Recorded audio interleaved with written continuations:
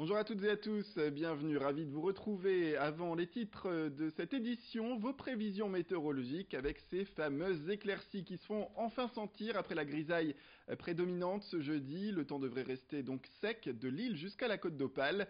Côté température, la fraîcheur de ce matin persiste. Pour les maximales, comptez seulement 17 petits degrés à Boulogne-sur-Mer, à Calais et à Dunkerque, 18 degrés à Saint-Omer et 19 degrés pour les maximales à Lille. Dommage pour les 20 degrés qu'on attendait, malheureusement.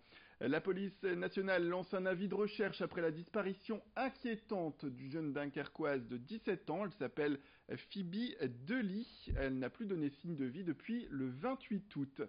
Ce jour-là, elle portait un jean gris clair, une doudoune beige, un t-shirt rouge et des boots en daim marron. Si vous avez des informations, vous la voyez sur ces images, contactez au plus vite le commissariat de Dunkerque au 03 28 69 71 00 ou au 03 28 23 50 50.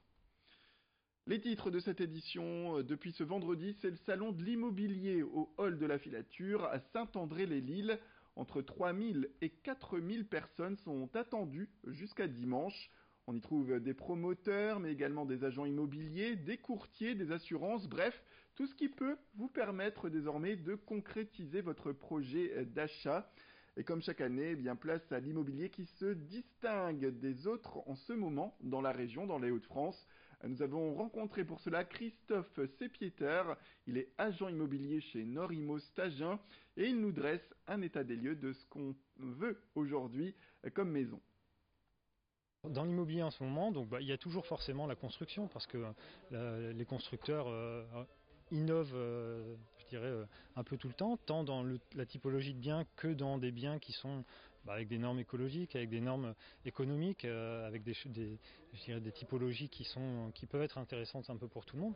Et puis après, il y a aussi les gens qui achètent des biens qui existent, qui ont envie de rénover à leur sauce et donc de pouvoir acheter un bien qui n'est pas trop cher, mais en tout cas mettre de l'investissement pour pouvoir le mettre à leur goût.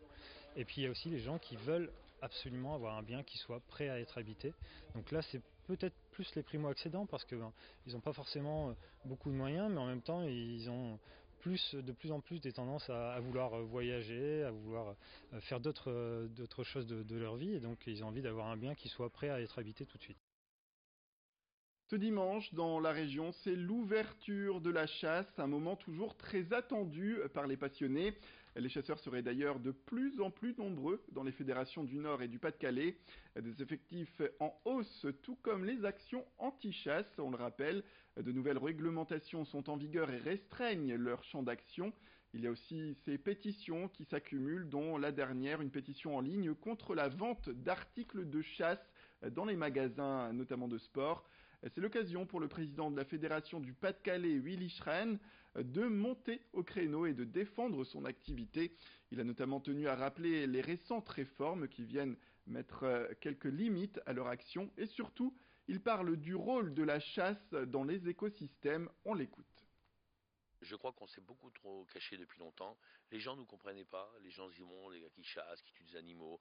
Personne ne savait vraiment ce qu'on faisait. Donc il y a un moment, je préfère affronter les choses, regarder tout le monde dans les yeux, faire voir ce qu'on fait, avec toutes nos qualités et tous nos défauts. Peut-être aussi d'ailleurs s'apprendre à les corriger et travailler intelligemment, faire passer vraiment cette chasse dans le 21e siècle, mais ne plus se cacher dans rien. Il faut que les gens chassent, que les chasseurs sont des gens qui tuent des animaux, certes, pour des raisons précises et dans des équilibres précis, et de façon très quantifiée, très codifiée, mais c'est avant tout des grands amoureux de la nature et des gens qui sont incontournables dans la gestion des territoires et des espèces. L'équipe de France affronte l'Espagne à partir de ce vendredi en demi-finale de la Coupe Davis pour le tennis. Ça se passe au stade Pierre-Mauroy à Villeneuve-d'Ascq. Le nordiste Lucas Pouille et son acolyte Benoît Paire sont les deux joueurs appelés à jouer les deux simples, deux frères ennemis, il faut le rappeler, qui doivent collaborer ensemble. Vincent Vieillard a rencontré le père du tennisman originaire du Dunkerquois, Lucas Pouille. Tout de suite, son interview aux abords du stade. Pascal Pouille, bonjour, vous êtes le père de Lucas Pouille. Il va donc jouer ce vendredi après-midi. Première question, est-ce que lui est stressé et est-ce que vous êtes stressé? Alors stressé, je sais pas, lui probablement, comme à chaque match, hein. Moi, un peu aussi, mais je pense qu'on commence à avoir un peu l'habitude de ces matchs importants qui font que on ne pourra pas changer l'histoire du match, donc on arrive assez serein malgré tout, et puis on verra quoi. Il a eu pas mal de soucis, notamment avec son épaule. Hier, en conférence de presse, il nous disait que tout était rentré dans l'ordre. Comment il s'y est pris? Il s'est bien soigné, il n'y a pas de soucis, vous n'êtes pas inquiet? Bah, moi j'ai appris ça par la presse, donc c'est superbe. Ça veut dire qu'à mon avis il n'y a pas grand chose, c'était juste une petite alerte et de toute façon le connaissant, si sur le terrain aujourd'hui c'est qu'il n'y a rien, quoi, voilà. C'est que c'est fait, que c'est guéri et que c'est juste un petit bobo comme ça arrive régulièrement. C'est la 4e fois que l'équipe de France joue ici sa Coupe Davis à Lille. C'est pratique pour vous qui êtes de Plage de venir supporter votre fils? Ah oui, très pratique. 1 heure de voiture, bien que ce soir on reste sur l'île, comme ça évitera quelques allers-retours. Mais franchement, puis bon, c'est un stade magnifique, donc ça permet en plus à tous les gens de la région de voir l'enfant du pays, si on peut se permettre. Et puis bon, c'est une enceinte magnifique, quoi. Est-ce que justement l'enfant du pays est assez soutenu par les gens du Nord selon vous? Oui, oui, oui. Enfin, dans tous les clubs de tennis dans lesquels je passe, enfin, on parle de lui. Là, la Coupe Davis, c'est sur toutes les lèvres. Oui, je pense qu'il a un vrai public et un vrai support des gens du coin, quoi.